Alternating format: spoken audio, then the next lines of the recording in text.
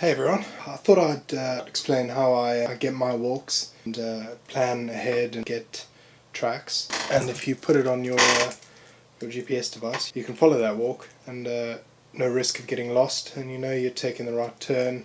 Sometimes it's different paths, go different ways. And yeah, there's different ways to find walks, things people have done before, get an idea of how long it'll take, and I'll show you that now. We booked a holiday to Turkey recently and we didn't know what to expect. We'd never been there, so we needed to find out where we could walk and what kind of routes we could take. So when I was on the hotel's website, I noticed that there was a 360-degree virtual tour. When I went there, I got a lovely panoramic shot of the town and the hotel, obviously with lovely mountains to walk through in the background. Those are a little big for my liking, but one day. I did, however, notice that there was a nice little hill here, this hill here, which overlooks the city or the town and surrounding areas. That looks more manageable for a day hike. We need to find a walk that goes through those woods and up on that ridge. It's something that we can do from the hotel directly. So what I normally do is I go to Strava. I go to Strava's segment search and under explore, segment explore, and you can search for the town. And there we go. So let us make sure you're on running, because cycling tends to only show you the roads. So this is the little town. The hotel is roughly here, but we are looking for a segment that takes us up on this ridge here. So if you zoom in, you can actually see there's the lookout of that ridge here. You can see. Okay, so we have the ridge. We have samples of walks. So I'd like the idea of walking and looking out over the sea. So if I take this segment and look here, Club Med. Okay, let's look at the details for that. So this is just the segment. It's what many people have walked or run before. So we're looking for potentially a trail run we could walk. So that's the idea. So if I take a look at all of the people that have done that, we can look at their complete run and see how that looks. So if I take this one's example, you want to take something fairly new, because if they've done it a long time ago, like maybe 2013, they might have taken a route that no longer exists. Whereas if you take something fairly recent, like this is April 2017, that'll show you a guy's run.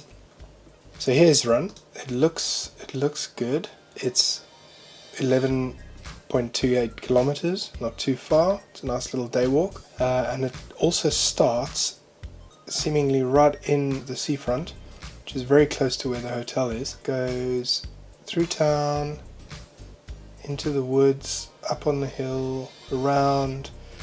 He stops here. Nice lookout potentially, that's good. And then another run up to the peak, the summit, and then back down and all the way back into town. So that's perfect. So if you found something like this, brilliant. If you have Strava Premium, it's worth getting, you'll get this button to download the GPX file. So that's the file you're really looking for. The GPX file contains all of the coordinates for this run, so you could do the run completely. Let us take a look at exactly where this run starts. It looks like it starts at this Fame residence, which is quite close.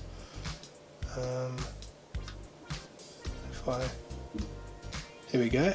Here's the hotel. Basically straight out of the hotel along this esplanade along the beach, and that's where it starts and ends. So perfect. We can follow this guy's complete route, never get lost. Download the file. Let us view this file. Notepad++. So the structure for a GPX file is quite simple. It just contains very many track points. Thousands and thousands of these track points. So the track points only contain the latitude of where you are, the longitude of where you are, and the elevation, how high up you are. As simple as that, the basics of what we need. So don't be too daunted by this file. Besides, you won't be reading it. Hopefully your GPS watch will. Now that we have our file, rename it to Kemer like GPX. Now we need to convert this because a GPX file, my old Garmin Forerunner did not like that file. It wants a course, a CRS file, so we need to convert. There is a great online tool that's free, GPS Ease. I think it's Gypsies. Great free place to do convert. So you can convert. You need to register to do this. So if we log in, you can now convert. So let's do the conversion. Choose our file. There's the file. Open it. Now I want to convert to a Garmin course CRS. There are other formats available. So now let's convert that. Now we have our, and now we've got a course and a GPX file. If we take a look at what the course file looks like, you'll notice very similar. All of the track points, very similar, latitude, longitude, and then the altitude and the distance. But basically it's the same information. And there we go. Now, Gypsies itself is also a great place to get walks. So if I look here, I've got browse tracks. Let's go to Turkey and zoom in. There's our little hill that we're interested in. What have we got here? Oh, that looks very interesting. Great, let's show that track. There it is. Starts just on the edge of the woods and goes around the same path that we're interested in. Great, it doesn't start right in town, but that's not the end of the world. That's another option anyway. I can download that as a course straight away. And download. And there it is, kemer_step.course. Looks exactly the same as the course files. Brilliant. Okay, now once you have your course file, you need to upload it to your device. Now my old device, the Forerunner 305, had to use the Garmin Training Center, which is this app. So if you go to courses, you can import courses. Import a course. Let me choose the course file. There we go. Let's choose the big one. There we go. If you open it up, it looks a little out of sync. The map in the Garmin Training Center isn't particularly good.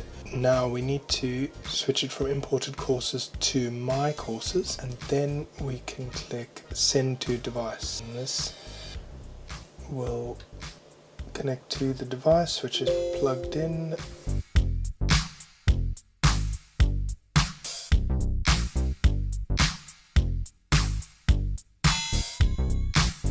For the new GPS devices, go to Garmin Connect, and here I've logged in already.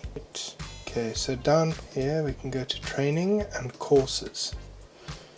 Down here you can create a course if you like.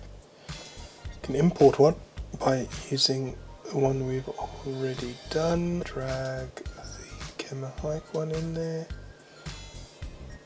So we can either convert that or download this one as a TCX. Put in the TCX file. Okay, get started.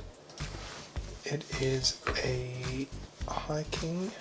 Continue, and there we go, it's loaded in. I can save it as a new course. Once I've saved my my course, this can sync wirelessly using my phone.